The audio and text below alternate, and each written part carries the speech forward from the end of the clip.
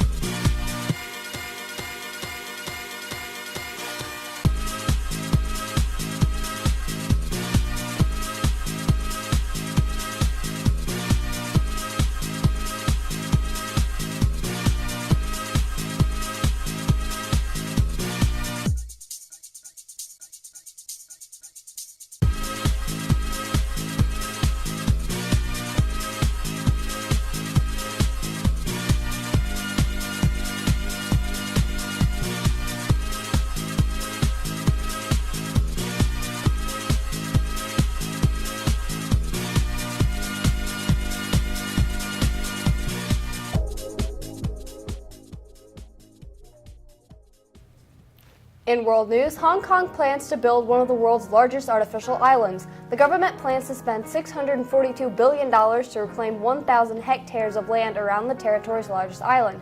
The proposal was made as a solution for the housing shortage in the city. Authorities say that they hope to start working on the island in 2025 and have it finished with people moving in by 2032. The island would cost 4 times the cost of Hong Kong's international airport, and the island would be nearly 3 times the size of New York Central Park. It would provide around 260,000 apartments, and about 70% of those would be used for government housing. As good as this sounds, many people are worried for what this would do to the marine life around the island and eventually the whole ecosystem, along with saying that the project is too costly, and a lot of them are expressing how angry they are over the lack of safety in the plans. Thousands have taken to the streets to protest the plans. Campaigners have been saying that the smaller number of the much-loved pink dolphins in the waters around the island could turn into none at all because of the fake land.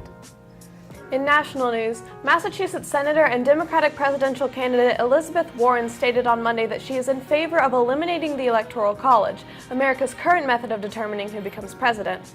She stated that the process is unfair to voters who live in states with a predominant political party, such as Mississippi or California. Eliminating the Electoral College would mean that the presidency, like all other elected positions, would be determined by popular vote alone. This course of action would most likely require a constitutional amendment. There has also been discussion among state governments about diminishing the power of the Electoral College by awarding votes to the winner of the popular vote. 12 states and Washington, D.C. have agreed to do this, totaling 181 Electoral College votes. States will make this switch once enough have agreed to total 270 votes. For now, though, the Electoral College reigns supreme. In local news, Cleveland Mayor Kevin Brooks says that the new downtown redevelopment master plan rethinks the historic district completely. He stated that the vision he has for downtown is to create a livable and memorable downtown with distinct neighborhoods connected by walkable and strong infrastructure. Brooks did a survey in 2017 asking the city residents to list what they thought the city should accomplish in the next 3 years. And they said that they wanted improvements in the traffic flow through the city, redevelopment of downtown, more entertainment options, and to redesign the South Side neighborhoods. The parking problem for residents is becoming a major problem, and Brooks said that a solution will be coming very soon in the form of a multi-level parking garage. He plans to add multiple things to downtown to improve not only the quality of living there, but also people visiting. This will include more shopping centers, places to have fun, and more places to enjoy a good meal. Hopefully he gets these things set in stone and starts to improve our historic district. And now, after the break, Riley brings us a closer look at an attempt to fix Brexit. Stay tuned.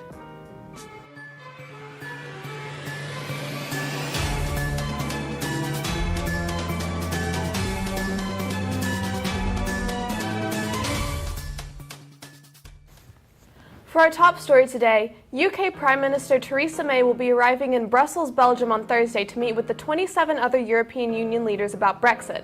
There, she is expected to ask for an extension to Article 50, the legal process by which the UK is leaving the EU.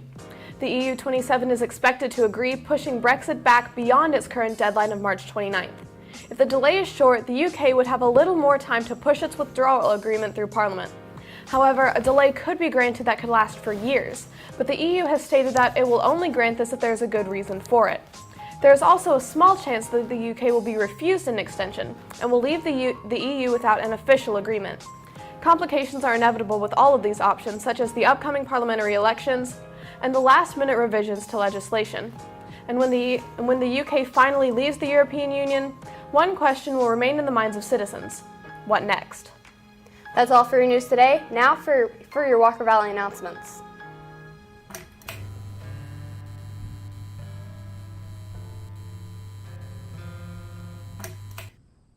It's extended today for our junior ACT registration. Our beloved class will last from 1:15 to 2:20.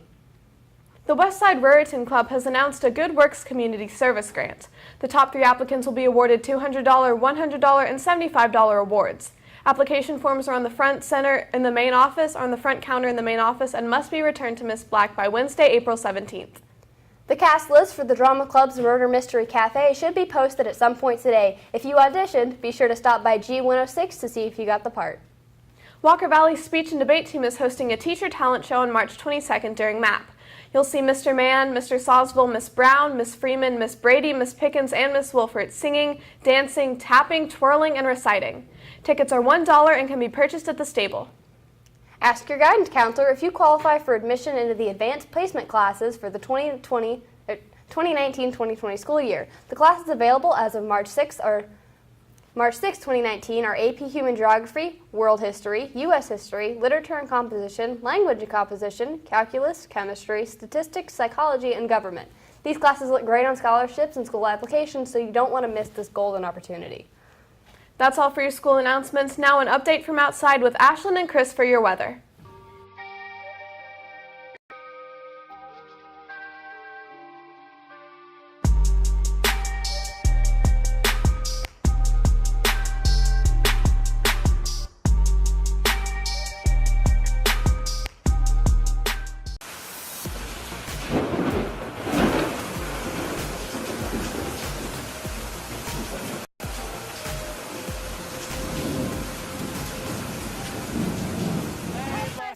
It's Chris. Welcome back from spring break. And it's Ashlyn. Today is Wednesday, March 20th, 2019. Today's weather is sunny with a 0% chance of rain.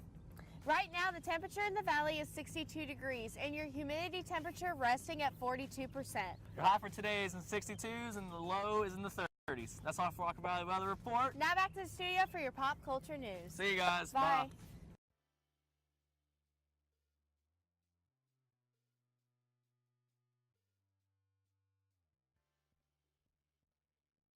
What's up, Walker Valley? I'm Madison. And I'm Kevin, and we're here to give you the latest pop culture news. YouTube star Shane Dawson is engaged to his longtime love, Rylan Adams. Dawson popped the question by getting down on both knees and presenting Adams with a sparkly diamond band. His fiancée shared a picture of the new bling on Instagram. More members of the Louis Tomlinson family are mourning their sister, Felicity Tomlinson.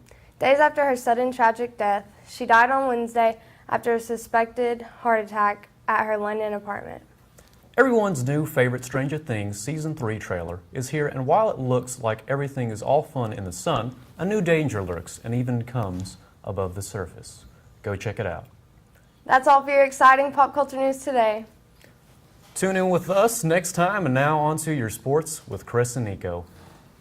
Hey Mustangs, welcome to the first episode of our new show, The Retro Valley. Today we'll be looking at the first game in a well-loved series. Revelations Persona, the first game in the acclaimed Persona series, was released in 1996 and became a cult hit. In the town of Lunar Vale, life is quiet and peaceful until suddenly demons invade and a force field appears that closes the town off from the rest of the world. So it's up to a group of friends from St. Hermilion High to get to the bottom of what's going on with their newfound powers called Persona. While the dialogue may be a bit clunky at times due to the translation, The game's story is overall pretty good, with a nice bit of mystery and likable characters who grow as individuals as the game goes on. The player traverses dungeons in a first-person perspective, collecting loot, fighting demons in turn-based battles, and gaining levels and money. The dungeons in this game aren't only large, with some having multiple floors, switches, and traps, they can also get very labyrinthian, full of multiple paths and dead ends, so you can expect to be spending quite a while in them. Luckily, the game's music is really good. Seriously, it has some quality tracks ranging from the funky to the tense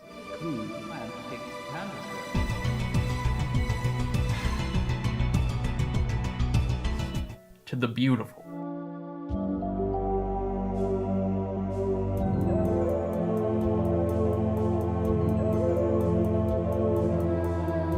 As for the graphics, while the game sports some, shall we say, early polygonal 3D graphics, the game has some really good sprite work and animations. In combat, you use melee weapons, magic, and guns to send the demons back to where they came from. You'll also have to deal with the positioning of your party in battle, as attacks have a certain distance they can be used in. For instance, Mary's bow has good range from the very back, but her pistol may not be able to hit anybody. To cut a long story short, combat isn't the most complex and can even be annoying at times depending on the enemies, but it's still pretty good fun. The whole draw of the game is, of course, the personas, which allow your characters to use magic spells. Each member of your party is able to hold 3, and the personas level up, giving you more spells and stat bonuses. To make a persona, you must first gain a spell card by negotiating with a demon, and then you go to Igor to fuse 2 spell cards together to create a new persona. To be honest, the game, at least in my experience, isn't very good at explaining persona creation, but the instruction manual does help a bit. Overall, I recommend the game. While this versatile Persona series may be a bit of an acquired taste, I'm sure that if you're a fan of role-playing games and you give it at least an honest try, you'll at least appreciate what it has to offer. If you want to play the game, you have some options too. Besides the original PS1 release, there is also a PlayStation Portable remake in 2009.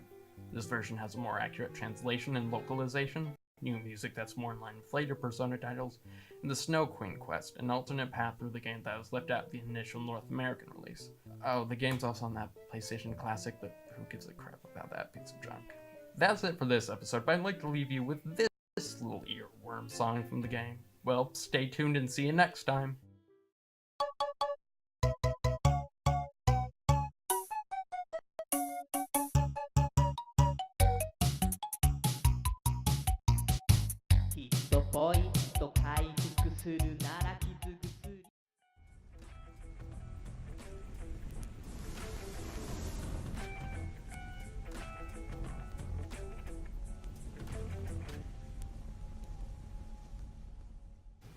What's up, Mustangs? I'm Chris, and I'm here with my co-host Nico. We're here today to give you your daily sports news.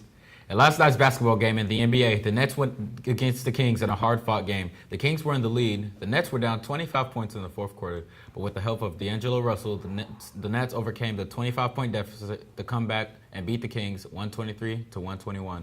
Russell scored 27 points in the fourth quarter alone, reaching his career high for scoring at 44 points. Lou Williams, in the past 10 days, had a 40-point game off the bench, became the NBA all-time leader in bench points, won 7 of his last 8 games, hitting a game-winning 3 over 2 defenders.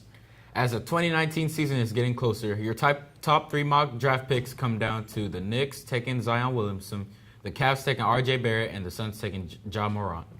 Damian Lillard drops 30 points, 15 assists, and 3 steals as Portland Trailblazers get the 106-98 win over the Indiana Pacers. That's all for our show today. Today, like us on Facebook and follow us on Twitter at TheSpillTV. I'm Nico. And I'm Chris. Have a great day, and thanks for watching.